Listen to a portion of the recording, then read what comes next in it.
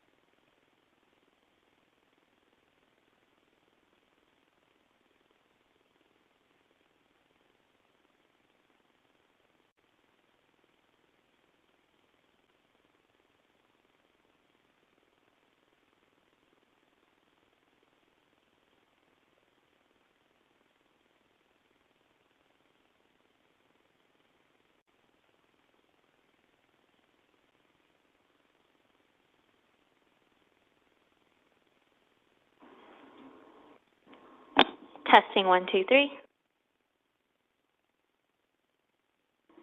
Testing 1, 2, 3.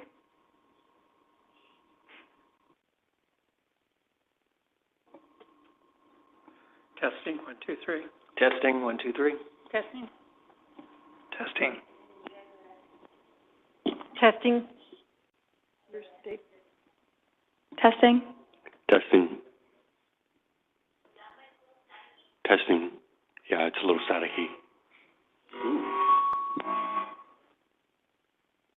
Testing 1, 2, 3. Testing.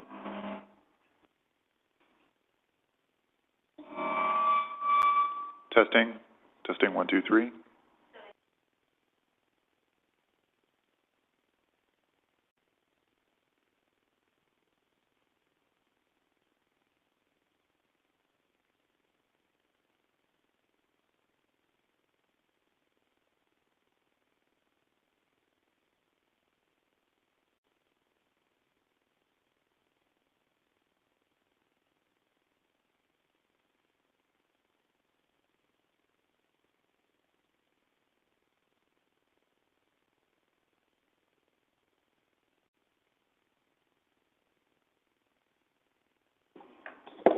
Test 1, 2. Sean, do you mind testing your mic?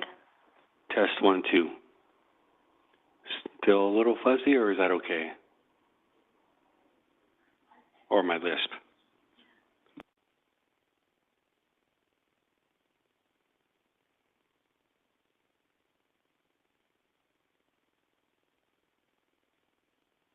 Test 1, 2. Okay. Maybe I just don't get so close? Yeah, Stay away from it. maybe. Okay.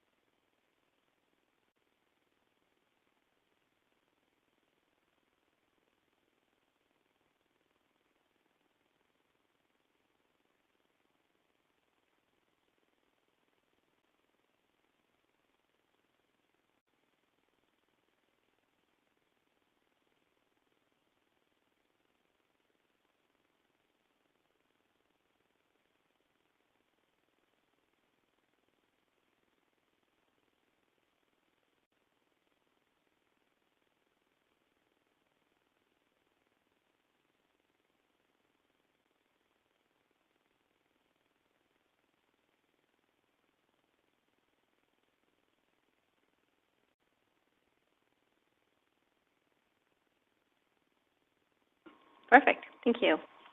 Good evening and welcome to the August 24th meeting of the Clovis Planning Commission. Members of the public are encouraged to participate in meetings by accessing the webcast on the city's website, providing written comment at the same website, participating by phone, or attending the Planning Commission meeting in person. I'd like to call this meeting to order. Commissioner Hebert will be leading us in the flag salute.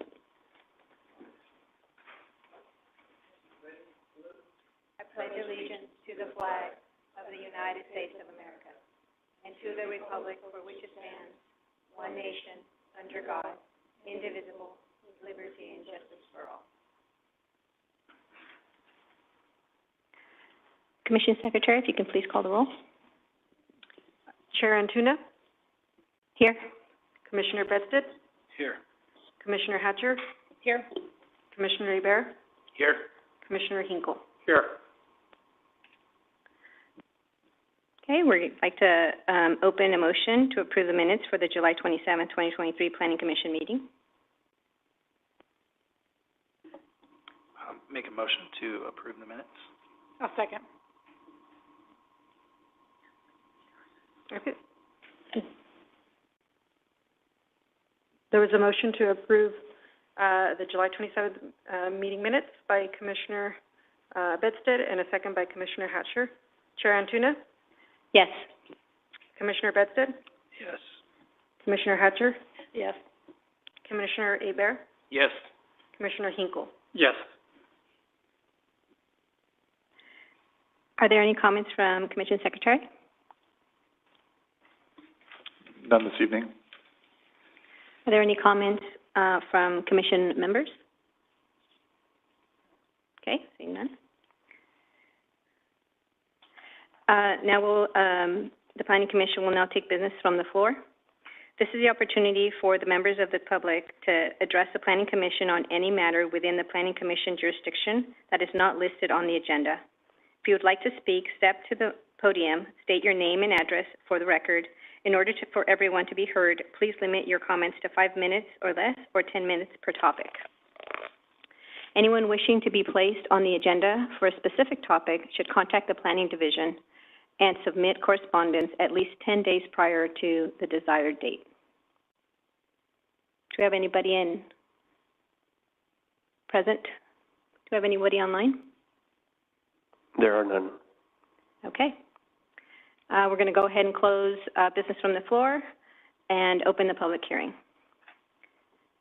Consider approval, item 1, consider approval of Resolution 23, CUP 2023-006, a request to approve a conditional use permit for a dine-in restaurant with alcohol sales in the Mountain View planned commercial center located on 1820 Shaw Avenue, Suite 104. Rada Enterprise, Inc. owner, Manprest Singh, applicant, and representative. Staff Marissa Denson will be presenting. Thank you, Chair, and good evening, members of the Planning Commission. I am happy to be here tonight to present to you Conditional Use Permit 2023-006 for the Gulab Indian Bistro, which is a dine-in restaurant offering authentic North Indian food. The Gulab Indian Bistro is proposing location at 1820 Shaw Avenue, which is at the southeast corner of Shaw and Fowler Avenues, which is within the Mountain View Planned Commercial Center. And as you can see on the screen, the blue line indicates the boundary of the planned commercial center, and then this red area indicates the specific suite that they are proposing, which it was most recently the Daiichi restaurant. Adjacent surrounding uses are commercial to the north, east, and west, and residential to the south. As I mentioned, this is located within the Mountain View Shopping Center, which was developed in the 1990s with about 120,000 square feet of commercial space. As this is a PCC, a unique use schedule was established. And at the time of entitlement, there were concerns of traffic congestion, which caused the use schedule to be a little bit more restrictive than the standard commercial center today would be. And for this reason, dine-in restaurants do require an approved conditional use permit, whereas an eating establishment, which is defined as an establishment offering prepared foods for consumption without table service, would not require CUP approval. So Daiichi was in there before, and they were considered an eating establishment, therefore they did not have a conditional use permit. But with this proposal, there are no concerns with parking or congestion. A little bit more specifically about the project, this is a full-service restaurant that will have a bar. However, they are proposing only to sell beer and wine, and the applicant is working with ABC to obtain the proper Type 41 license. And the hours of operation are between 11 a.m. to 11 p.m., 7 days a week, and they are planning on hiring about 10 to 11 staff members. Based on the findings stated in the staff report, there being no adverse effects on the surrounding area and no opposition from outside agencies, staff is recommending that the Planning Commission approve CUP 2023-006, subject to the conditions of approval. Thank you, and I am happy to answer any questions you may have.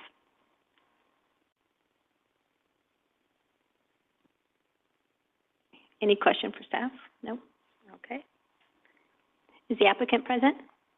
Would you like to speak? Go ahead and step to the mic, and should be a little button there to turn it on.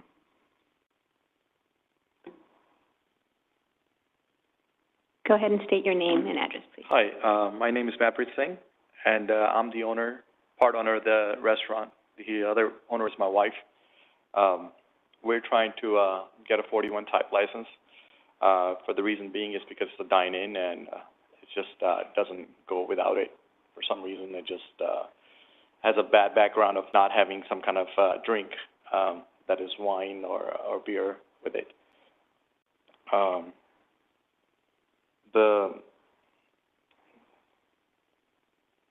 This is going to be our first restaurant, and it's going to be veteran-owned. And I think this is going to be first restaurant. I think it's just in Clovis that's going to be veteran Indian food that's going to be serving. So we won't have anything nearby. I don't think it's Fresno County, any other county. So you guys are going to be the first one. That'd be great to, and be thankful to be here. It's going to be open 7 days a week. Most likely, the hours are from the morning until 10 or 11, and that depending on how the traffic is or who shows up. That's pretty much it. And then it's the alcohol use is pretty much supplemental to the restaurant. Mostly just does about 2 to 5% of the sales, so it's just an add-on. That's the whole reason for it. And thank you. That's it. Thank you. Is there anyone on the floor wanting to speak for this item? Do we have anyone online? There are none. Do we have anyone wanting to speak against this project? Is there anyone online? There are none. Okay, we're going to go ahead and bring it back to the commission for a discussion and a motion.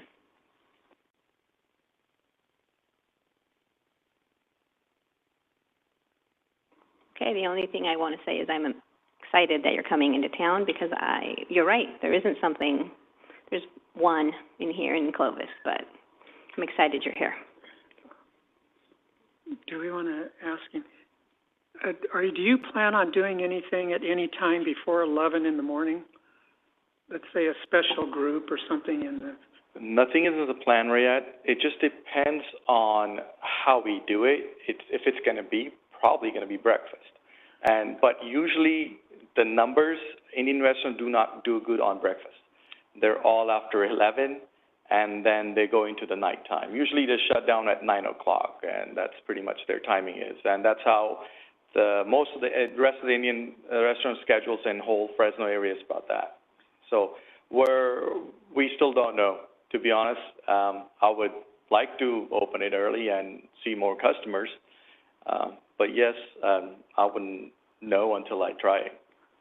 The reason I ask is that this is the time, I would recommend that you put a time, you don't have to be open then, okay. But you have the authority to do that.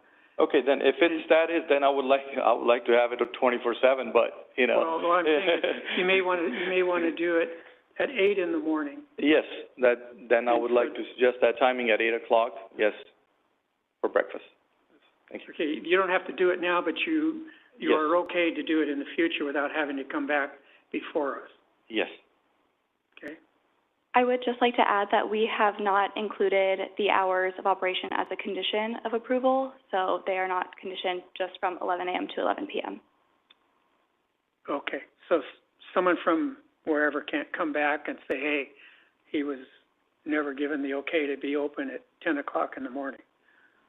That is correct. We did not condition them only between those hours. Okay, you're fine. You're okay. Madam Chair, if I could, just to point you to, I think it's condition number 20.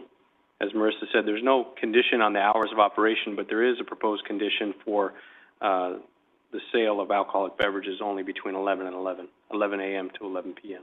So. Thank you. Okay, we're going to go ahead and entertain that motion. Yeah, I'll go ahead and make the motion. So I'll make a motion to approve CUP 2023 TAC 006, requesting the approval of the conditional use permit for the dine-in restaurant with alcohol sales. I'll second. Okay, we have a motion to approve, CUP 2023-006. The motion was by Commissioner Bedstead and a second by Commissioner Hebert. Chair Antuna? Yes. Commissioner Bedstead? Yes. Commissioner Hatcher? Yes. Commissioner Hebert? Yes. Commissioner Hinkle? Yes.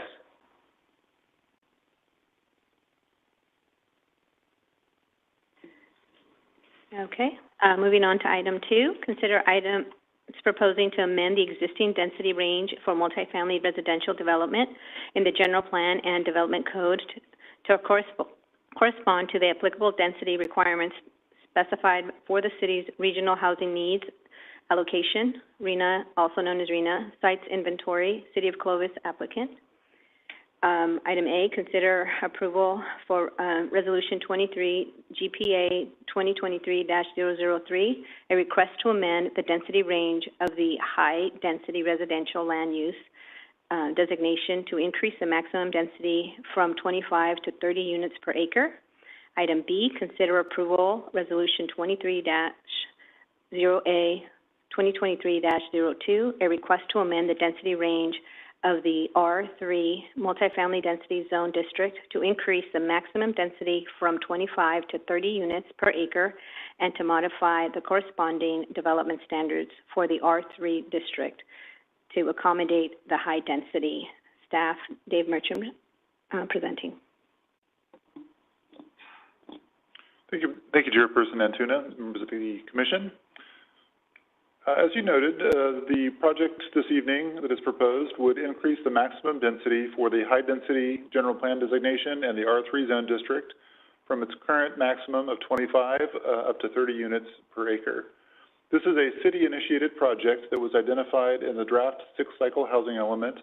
So you may recall from that discussion back, for those of you who are at the joint meeting with the City Council, that this is one of the items that we identified that would help to increase our RENA inventory.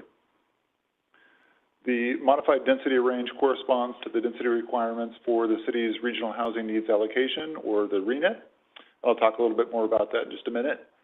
Also included with this package is a height increase in the R3 zone district to increase from 35 to 45 feet to accommodate that slightly higher density. There are no proposed changes to land use designations of any parcels, so any changes here this evening would apply to parcels that are already designated for high-density development.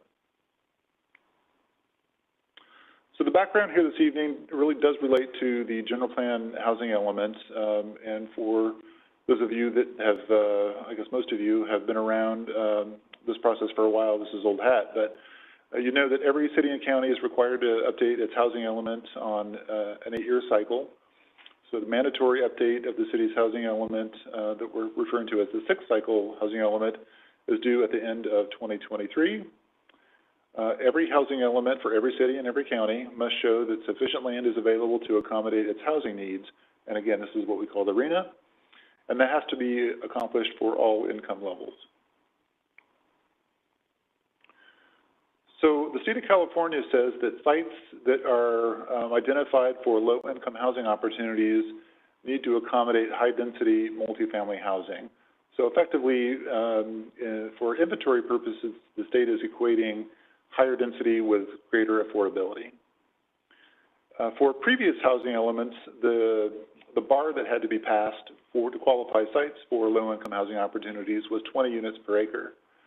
For the housing element that we're currently working on, the 6th cycle, the land use designations must now allow 30 units per acre, so it's a higher bar by a fair amount. That change was really not a matter of state law changing. That was a matter of Clovis growing to be more than 100,000 people. We got bumped into the next higher category of urban city. So our current density ranges for residential development are shown on the screen. They are starting at low, which allows as little as 2 units per acre, all the way up to very high, which allows a maximum of 43 units per acre. So based on these current land use designations, when we had a 20 unit per acre minimum that we needed to meet, we could do that through the high and very high designations, which correspond to the R3 and R4 zone districts. You can see that the high density designation includes a density range of 15 to 25, and then the very high from 25 to 43.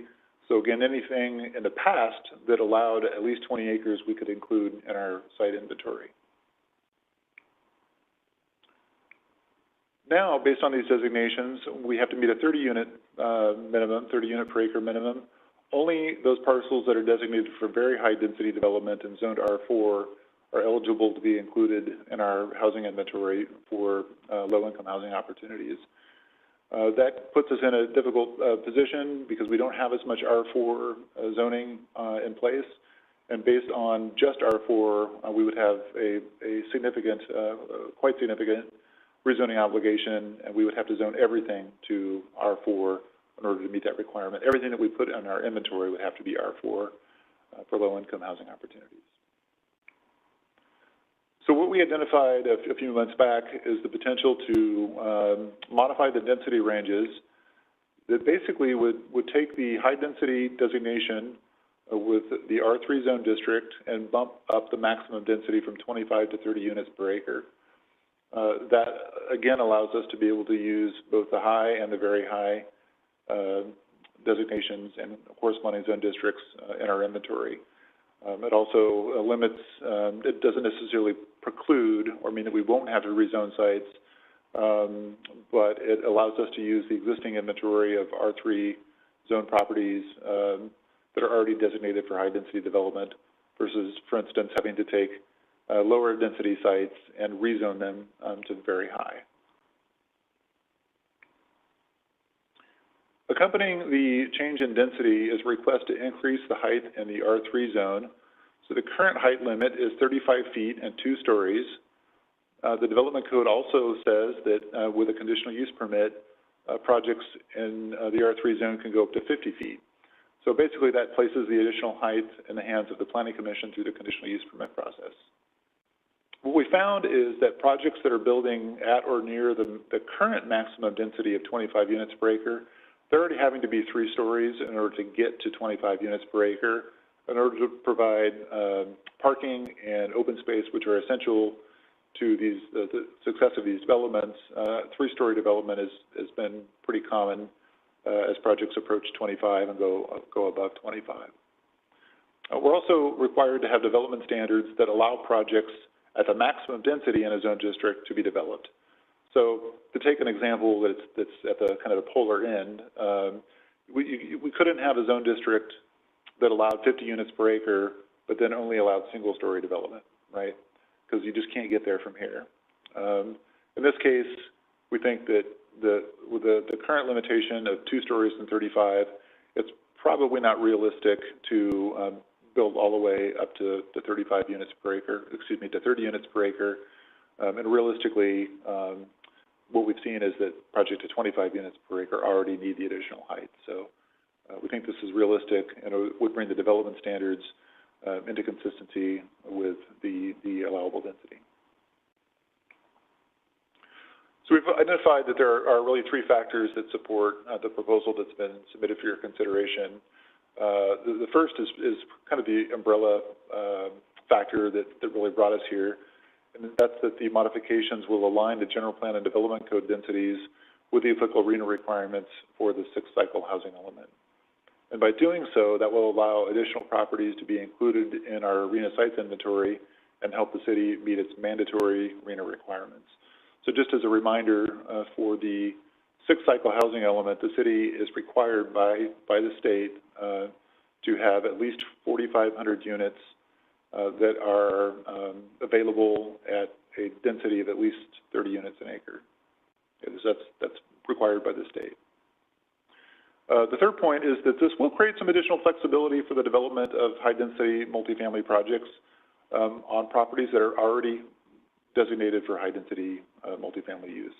So it just creates a little bit more flexibility for projects to be developed.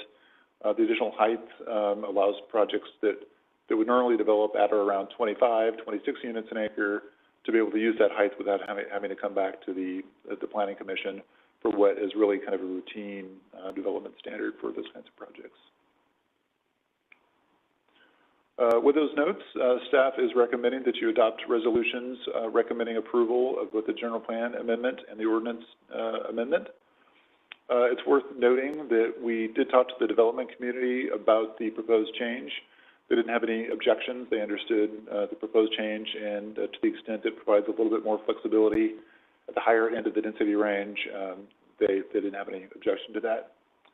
It is worth noting that we had a good discussion with the development community about how the city's density ranges currently work.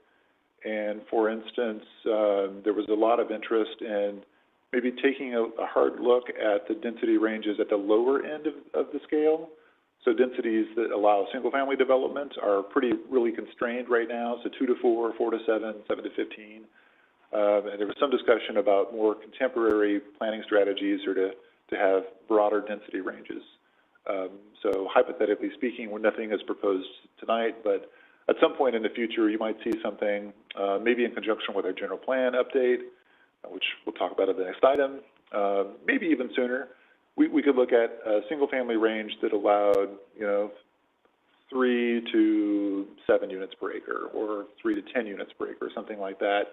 And then you get the full range of single-family from 5,000 square foot lots up to 10,000 square foot lots, something like that, with one density range. So just file that away. It's not in front of you this evening, but that was a good discussion that emerged from our question about the particular proposal in front of you. There's also a possibility that we'll come back to you with some additional modifications to our high-density designations in response to housing element requirements. We are still addressing some issues that we're not quite sure how they're going to pan out. There's a possibility that this won't be the last time that we come before you and ask for some modifications to help us meet our requirements. I'll just kind of leave it there, but I didn't want to fail to tell you that you might be hearing about this kind of issue again in the not too distant future. But with that, I'll wrap it up and make myself available for any questions.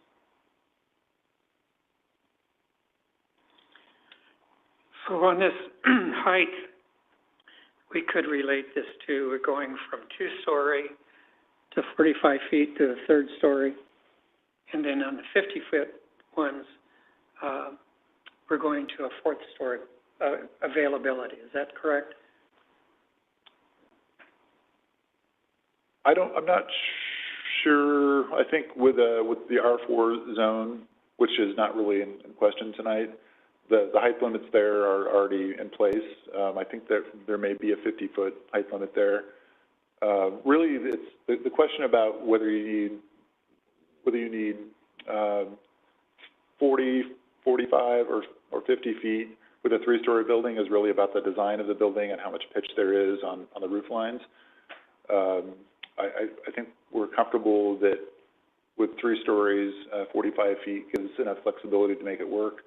But it's possible that we're leaving in place the opportunity to go up to 50 with 3 stories if somebody wants it. But we're trying to make the baseline something that we feel is going to be routinely buildable at that density. Okay, thank you. I hope that answered your question. Yeah, it's just I can see the builders coming back and fitting things in. I've seen this in like Los Angeles, where 4 stories is in the 50-foot range on it in some developments, and so I can see that possibility coming in front of us. I was just making light that could happen. Yes.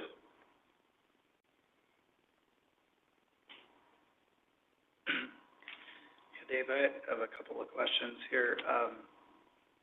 Pardon my voice, I lost it sometime this week. But you mentioned that the catalyst for this change was the city's population growing or exceeding the 100,000. Obviously, we never know when new legislation may be passed that could drive or change some of the requirements. But short of that, are there any other thresholds that we could trigger? I guess the context for the question is we're discussing a general plan update, and is now the time to be really looking ahead at, is it we tripped 100,000, or are we going to trip 150, and is that going to invoke something new? I guess I just want to make sure we're zooming out and looking at a bigger picture. This can be a sensitive topic, for a lot of folks because we do have land and we're able to grow, yet the state is really kind of forcing, as you said, density as a means or a perceived means of creating greater affordability. So any insight into that if we're close to tripping another threshold that would further change this in the future? Yeah, there aren't any thresholds on the immediate horizon that I could speak to. As we have talked to our housing element consultant and even as we've talked to the City of Fresno, I believe that, for instance, the City of Fresno has the same requirement for their low-income housing opportunity sites to meet a 30-unit minimum. So I don't know that there are any new thresholds beyond this that we'll have to deal with, but I also wouldn't guarantee that there isn't something I'm not aware of or that there might be some changes in the future. Yeah, and again, I realize we can't control what could be. I just didn't know if there was anything else kind of in play that we haven't, I'll say, qualified for yet. Right. Okay. And then my second question is, what is, so you mentioned if we don't move this forward and we try to use the R4, can you quantify, or I hate to put you on the spot, but what is the shortfall that we'd be looking at, or how many other areas would we have to zone? Yeah, I think we've identified in the draft housing element, there's about 101 acres of R3 zone property that we've identified as being in our inventory. So if that were to be ineligible, we would have to remove 100 acres at somewhere between 20 and 25 units per acre from our draft inventory, at least. Okay. But those other, we would have to designate even more R4 areas, yes, is what you're saying? Yes, I'm sorry, that was your point. If we would lose that 100 acres and have to replace it with 100 acres of R4. Yeah, I think I understood that. I just want to kind of ask for the betterment for the discussion. So you would disqualify the potential R3 sites, but we would have to find more land to qualify as R4 in order to meet that. Okay. And then my last question is just around time sensitivity. I think just pulling on the thread you mentioned of, hey, we may be back. What is the time? Are we time sensitive in having to approve this, or does it behoove us to wait and inform it a little more so that we can see that comprehensive picture as it unfolds? Yeah, I think we don't quite know what the next step is or when it might be ready for consideration. We know that this particular step is something that we committed to doing in our draft element, and so for our next submittal to HCD in the next month or two, we'd like to be able to confirm that we have fulfilled our commitment to this change. So yes, there's a sense of urgency to get it done. I would prefer not to wait because I think this change is going to happen regardless. So this is a precursor, obviously, to be able to do this response in the next couple of months, and we need to go through this gate, so to speak, to get to the next steps. I believe that's a reasonable way to explain it, yes. Okay. I don't have any other questions, thank you. Okay, so Dave, even though you're talking about disregarding RENA numbers, if we make these changes, if there were a developer who was just gonna come in and build market rate, it would still apply to them. Yes, So it's still changing the zoning for both. yes. Although that, I mean, it rarely happens, but that would be open.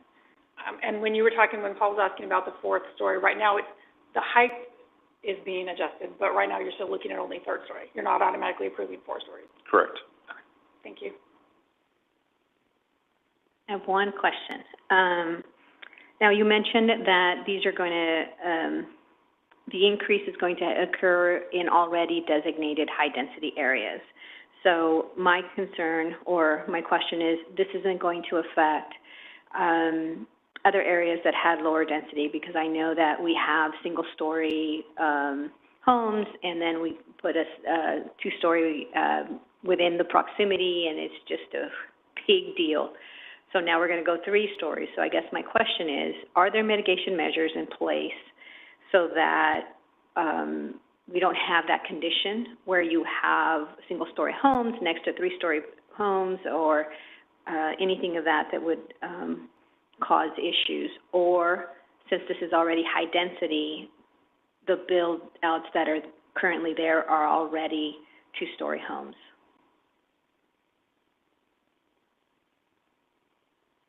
I'm not sure I got the full nuance of your question, but let me take a swing at it. Sure. I guess the point where I was trying to make was that the proposal is to modify the R3 zone. The R3 zone already allows high-density development, so we're not proposing to change the designation and add new high-density zoning with this, with this application. We do have objective development standards for multifamily development that address things like obscuring the view from multi-story multifamily projects into single-family neighborhoods, single-family yards, and so forth. That can be handled in different ways. So with the immediate impacts that we hear about from single-family neighborhoods in terms of loss of privacy, for instance, is to some degree mitigated by those development standards. I think you would expect, at least I would expect, that single-family neighborhoods tend to view, their neighborhoods with a degree of kind of sanctity, if you will. And so if they can see a multifamily project, they will tend to get a little uptight, maybe more than a little uptight. And I can't, we can't make commitments that there won't be multi-story projects in the vicinity of single-family neighborhoods. I mean, these are all residential uses just at mixed densities. So, kind of the transitions between project types, we try to handle through development standards. But yeah, there will be some projects that are in close proximity. One example of that is the now I won't be able to remember the name of it, but the project at Herndon and McKelvey. It's a project that was developed about 5 years ago that is in close proximity to single-family neighborhoods, and we had a hard time getting the lighting just right. Lighting was impacting the neighbors, and it took several rounds to get that right, where the lighting was addressed satisfactorily to the neighborhood. But eventually, we got it done. But that's just one of those things that you have to work on. They don't. It's hard to make a 3-story project, even a 2-story project, disappear, against an otherwise low-density neighborhood. Yep. Okay, good. Thank you very much. Okay, we're going to see if anyone on the floor is would like to speak in favor of this item. Do we have anyone online? There are none. Anyone on the floor would like to speak against this item? Do we have anyone online? There are none. Okay, we're going to go ahead and bring it back and have a discussion among the commission and motion.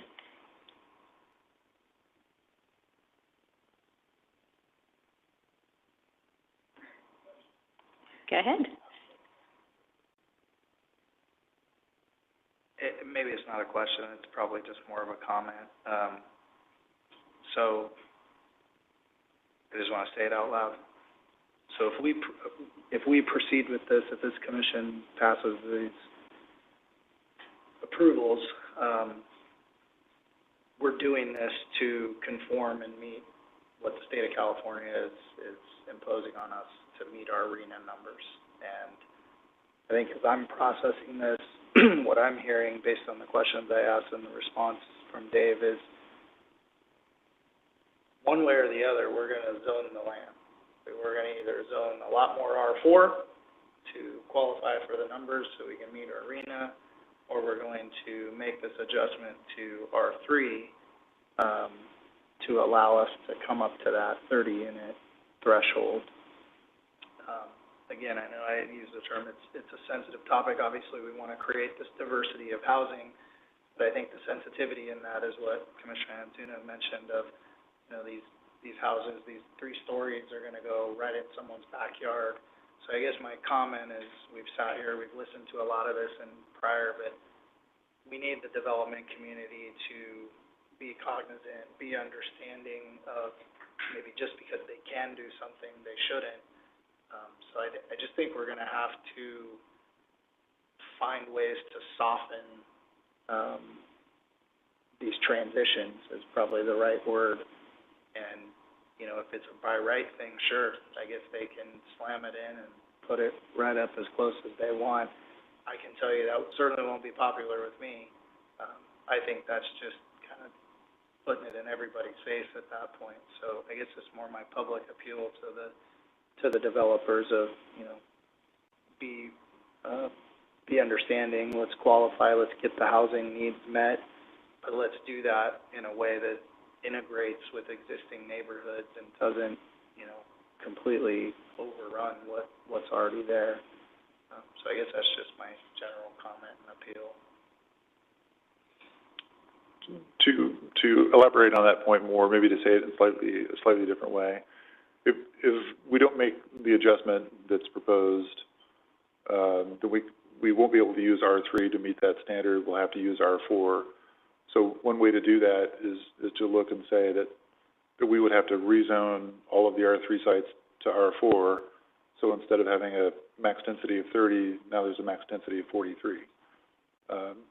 So I think this isn't intended to kind of limit the opportunities for high-density housing. I think this is a good way to use the inventory that already exists, and it creates a little more flexibility for the development community, and I would say kind of minimizes the potential for the super high densities of up to 43 units per acre of coming into those same locations. Yeah, and I would agree, Dave. I see it the same.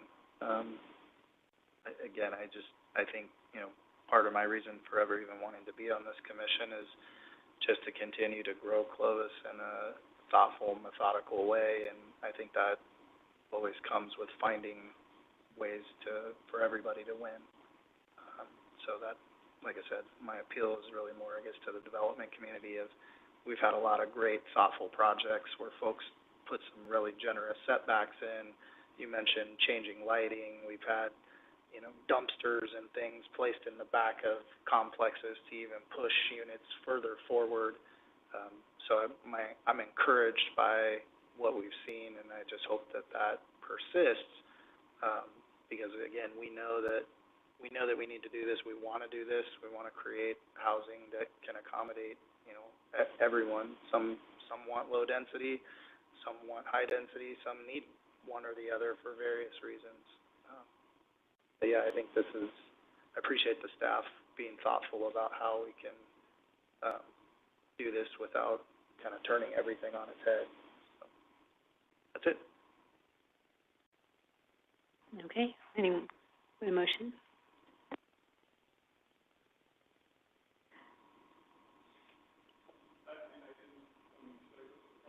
We had closed the floor, but sure, go ahead. State your name and address, please.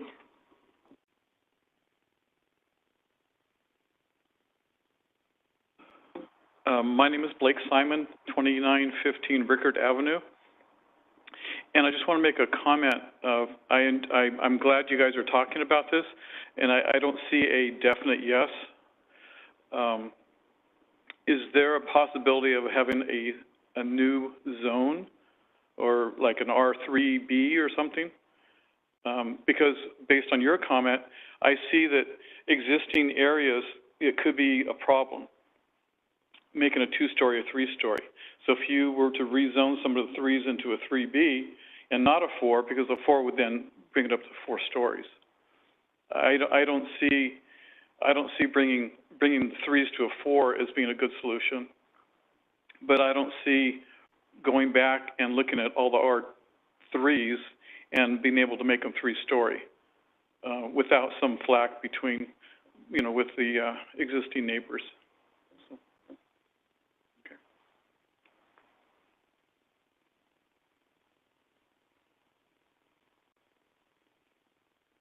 Thank you for your comment. I guess I just feel compelled to make one last comment and make sure I clarify this with Dave and the city staff, but we aren't deciding on what's going to get built here. We are only deciding that we want to designate this land and make these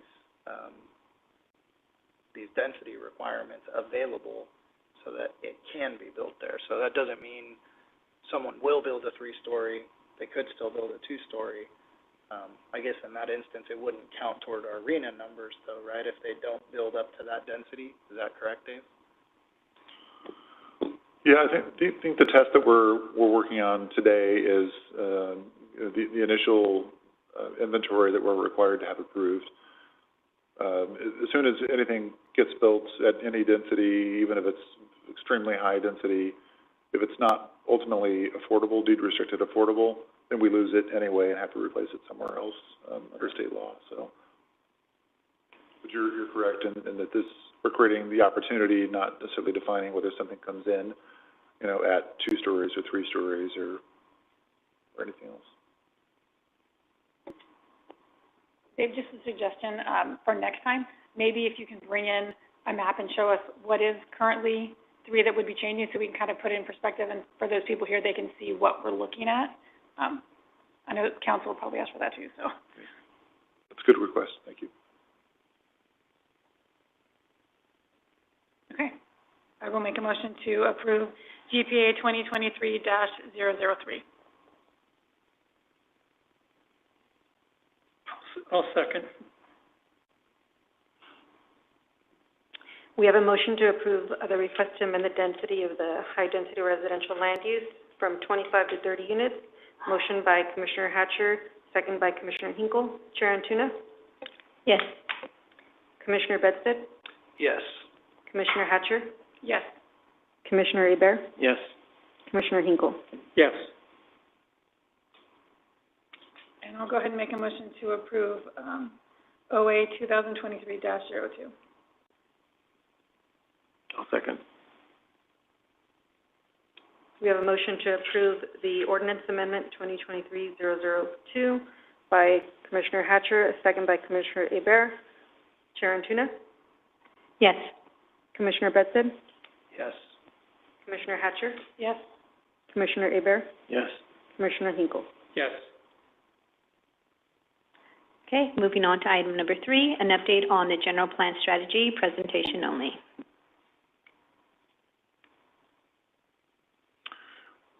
All right, well, we weren't quite sure what we were going to provide you this evening because we weren't sure to what extent you would all be able to attend the city council meeting earlier this week where we did the full dog and pony show with our consultants. But I believe that all of you were there and had a chance to see and hear the discussion. So I do have the full presentation, including the slides from our consultant, and I'm happy to walk you through that if you like. But really, kind of what I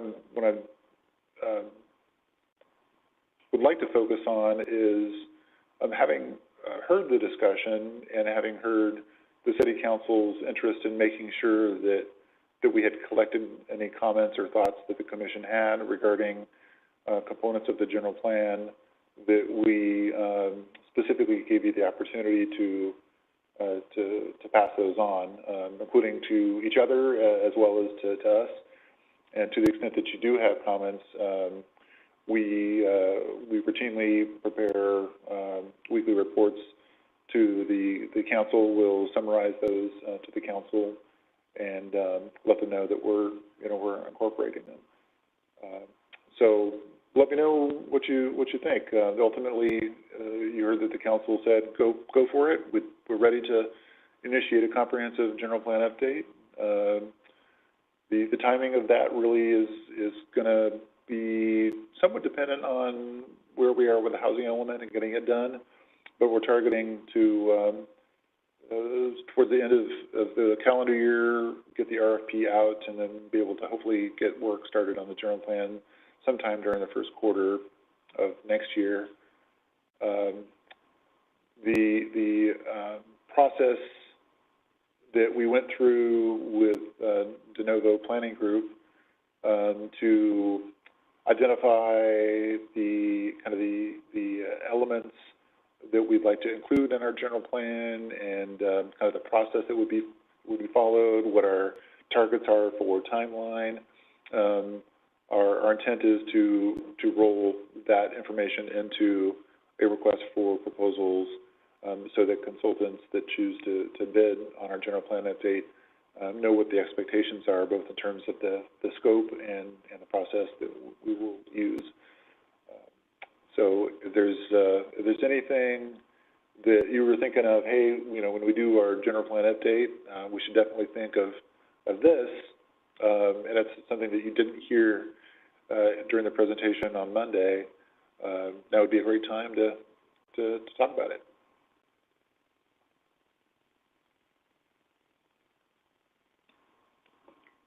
I think they were pretty thorough in what they're looking at.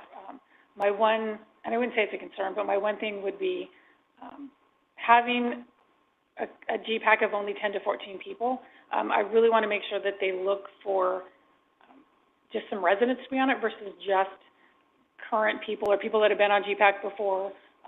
Obviously, there's developers who want to be there and stakeholders that want to be there, but I think sometimes there's not enough push to get just regular residents there, even if that's just in the meetings for educational purposes, but to really get a lot more involvement, because a lot of people don't do Facebook and they don't read Nextdoor, but to really get out there and have educational meetings so that people in the public can give their concerns and their questions and really be involved in the process.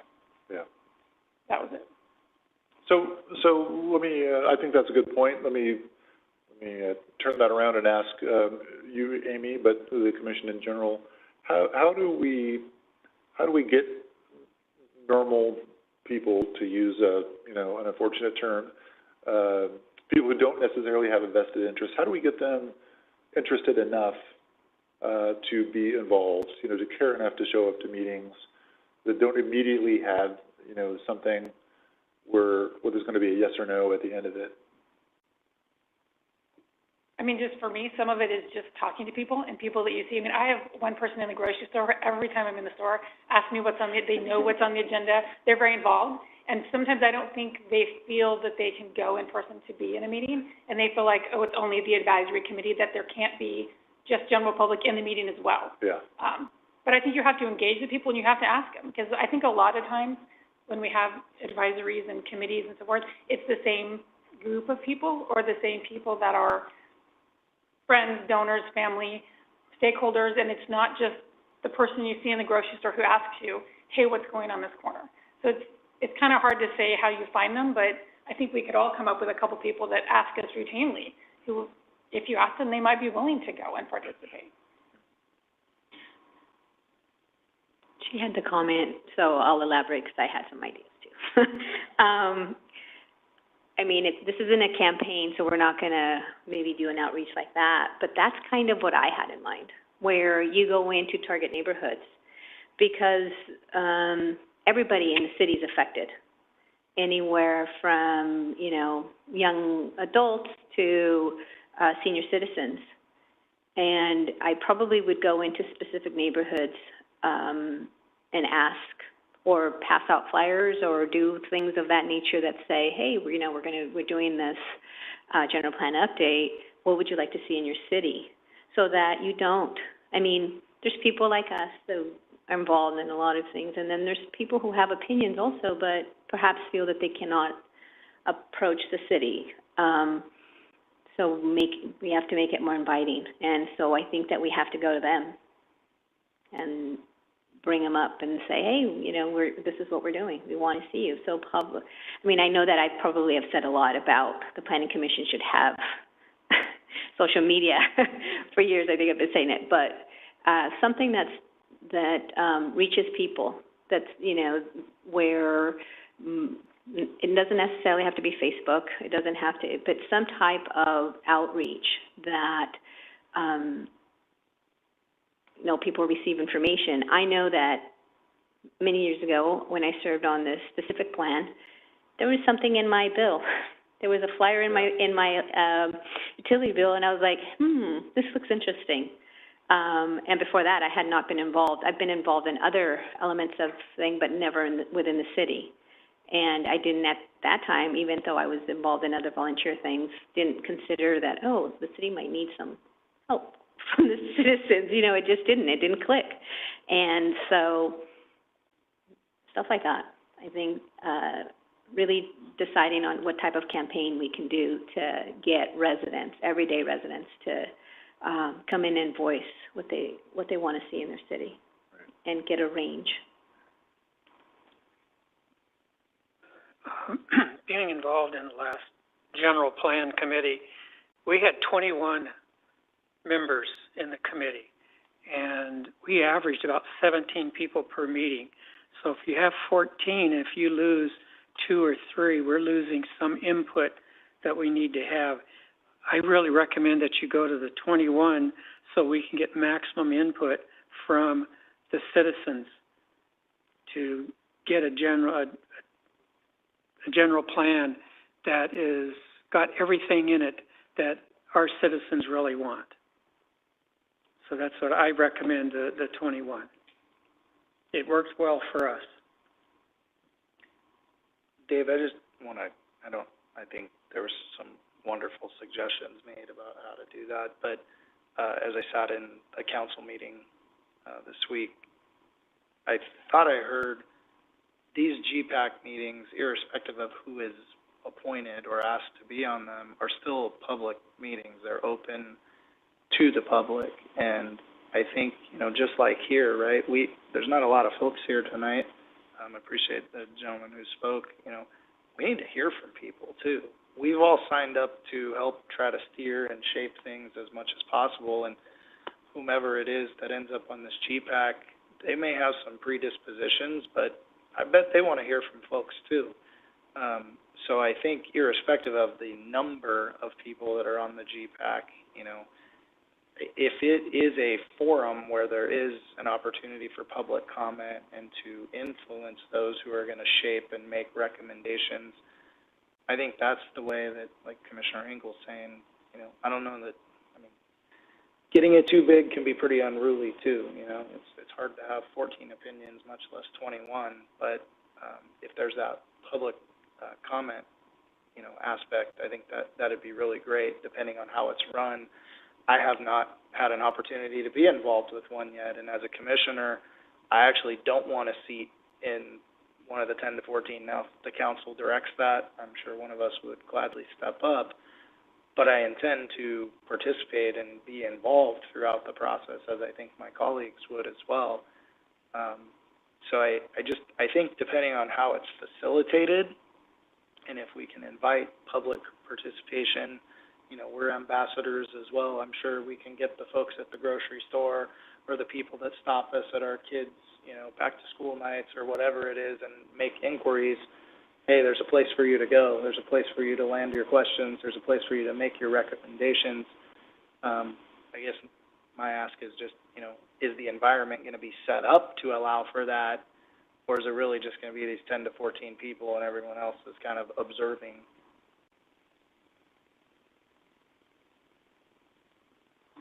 It's really easy for me to say, well, absolutely, it'll be set up to encourage public input. I think it'll take some intention to, after we encourage people to be there, to make sure that there's, some reasonable forum for gathering their input and incorporating it. The reason why I asked the question, and I don't want to go, and give you a big long story, but in a general plan update that I worked on a handful of years ago, to get people interested, my planner and I would go to any community group, whether it was 3 people or 100 people, that we could, from the realtors group to the Kiwanis to the school board to the, to the adult education class, any group that we'd go to, we'd go and we had a kind of a spiel that we'd talk to them about, and kind of the big seller that we got their attention was we'd tell the story of my planner's dad, who came to I'll just say at Fresno when he was a very young adult, like 21 years old, and at that point Fresno was about 60,000 people, and when his dad passed away in his 80s, Fresno was 450,000 people, and in one man's adult lifetime, Fresno changed in ways that nobody could have predicted. Now, Fresno does some great things. They get a lot of bad rap. They do some things differently than we do, but Fresno does some good things, and but they're often viewed as being, not necessarily a great model of community planning. Whether they've earned it or not, I'm not going to go into. But when we said, hey, this community is going to grow, and it's going to grow regardless of what community input is received. If you care about what this community looks like for your kids and your grandkids, then come participate in the process and help shape it. And that got people's attention. Wow, like one man's lifetime, we could be the size of Fresno. And the reality is that community could. And then we got some people that would attend the meetings, and then they didn't quite know what to do with themselves, and because there wasn't a yes or no question.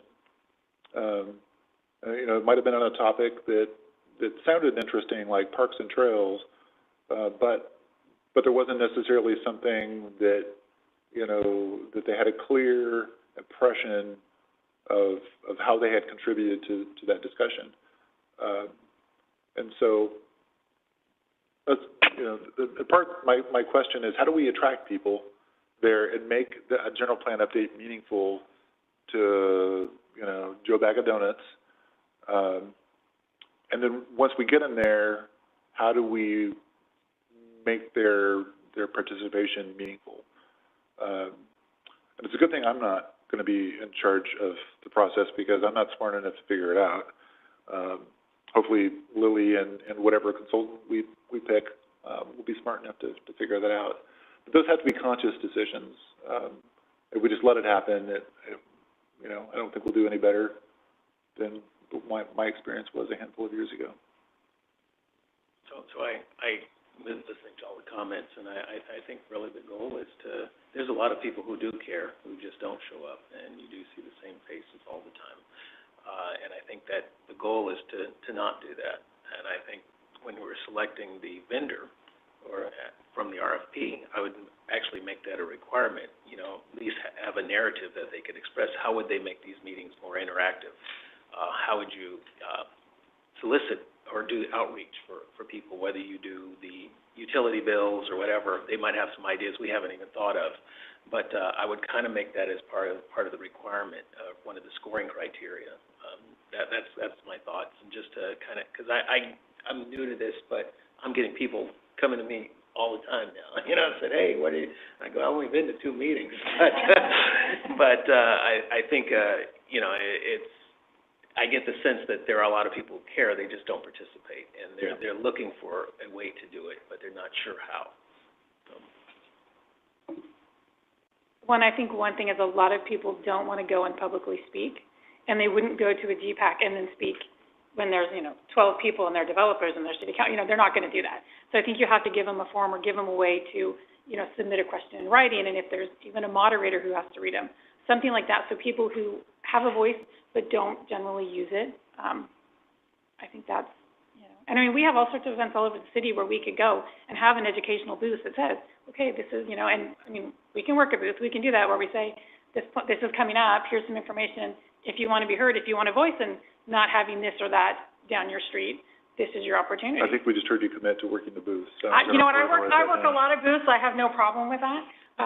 But I think if people realize that it really is, making the model for what is going to be in those vacant lots, because we hear it, time and time again. Nobody told me they said it was going to be a single-level home.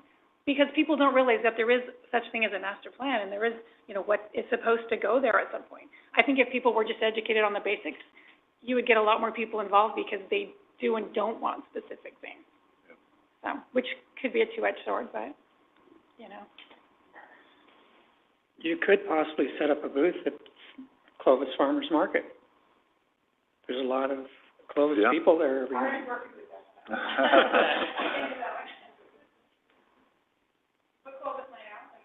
Yes, yeah, I think those are exactly right. that might be too soon. I mean, you guys might not be prepared for that, but those are type of things we do. You have a month.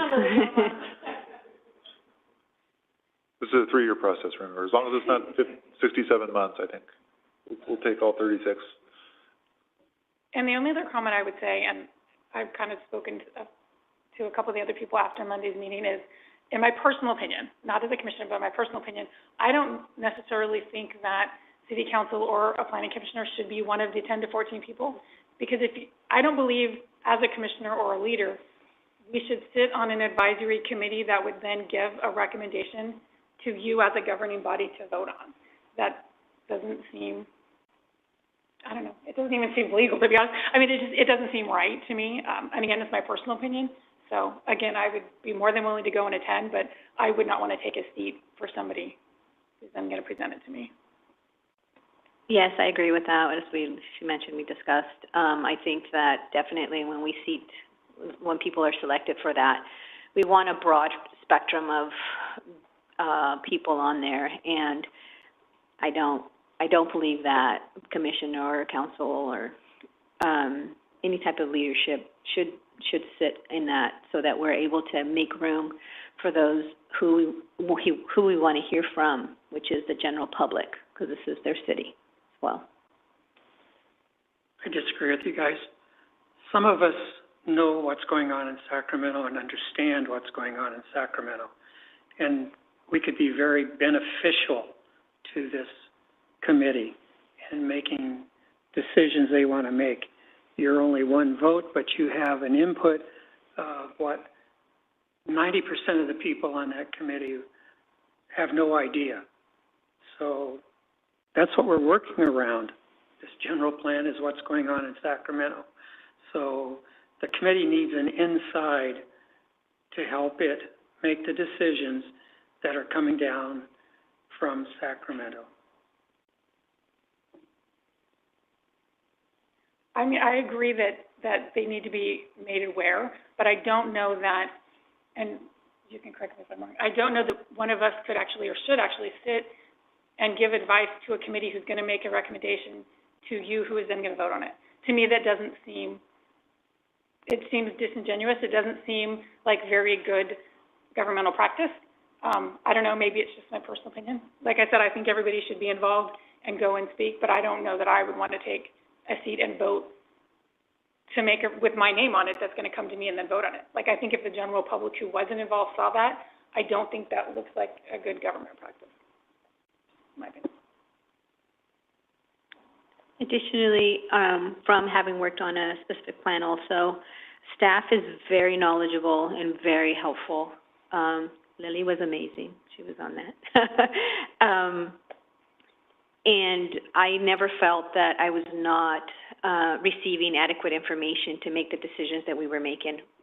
We were provided with a lot of data and then given the freedom to provide our opinion and think broadly as far as not just what we'd like to see in our city, but what we thought would be beneficial to our city in the future, in the next 30 years. So I think staff serves as,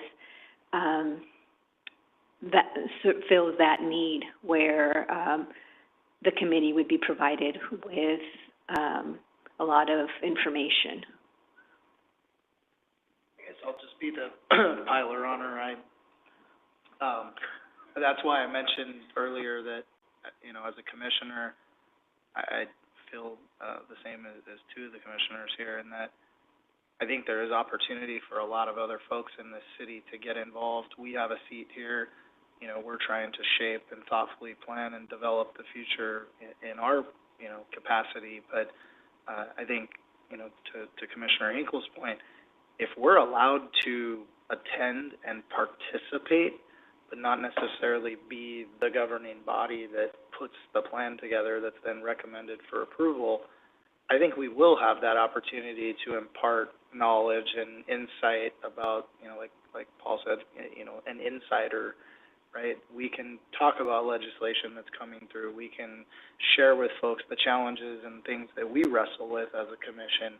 So I do believe that if this is done in a forum is created in a way that, albeit you're not one of the named 10 to 12 or 10 to 14, whatever it is,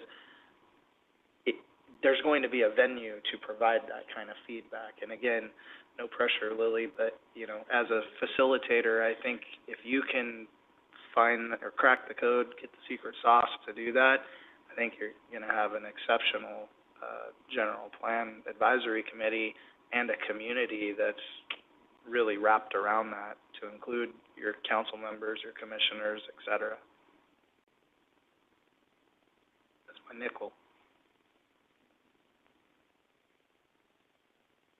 That's a great feedback, appreciate it. This wasn't necessarily intended to be a public hearing, but we did put it under the public hearing category. So my suggestion is that you go ahead and open it for public comments. And if you have any, we can acknowledge those as well. Okay. Is there anyone on the floor that would like to speak on this subject? Anyone online? There are none. Is there anyone on the floor who would like to speak against? Do we have anyone online? There are none. Are there any further comments from the commissioner?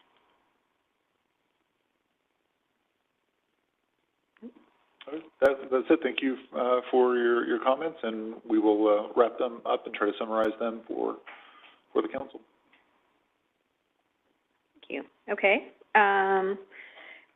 So we're going to go ahead and adjourn this meeting at 7:13 until the next Planning Commission meeting scheduled for September 28th, 2023.